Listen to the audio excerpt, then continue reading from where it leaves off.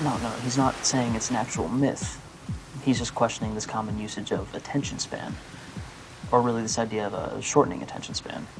So he doesn't think that this is happening. You're constantly talking about how no one can finish a book anymore. Yes, that's exactly the point. I'm bookish. We're both bookish. So what he's saying is that when we talk about attention, we're biased toward reading. Like, I had this professor who used to go on and on about the idiocy of video games. He talked about how his son would play for hours and that he once tried playing with them, but found it completely dull after just a few minutes. Now, if this was reversed, if the son was talking about how his dad would read for hours and he once tried reading with him but found it boring after a few minutes, well, we would accuse the son of having a short attention span, right? But why don't we accuse the professor of having a short attention span? Because it's not about attention for him. It just seems idiotic. Yeah, but what if that's exactly the case for the son?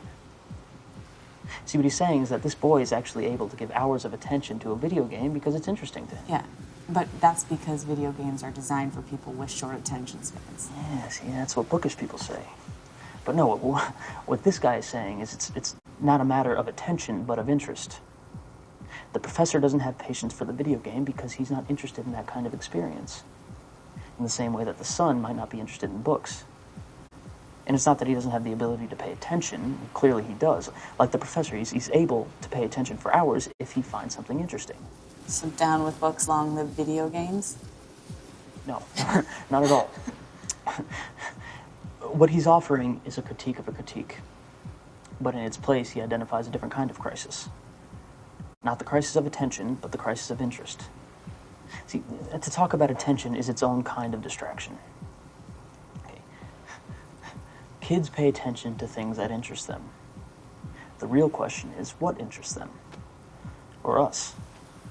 Are we losing interest in things that matter? Words on a page, for instance. But yeah, see, maybe that's not so important. What about everyday life? Are we losing interest in everyday life? You got all this from marginalia. Well, you know, he also filled all the blank pages in the back.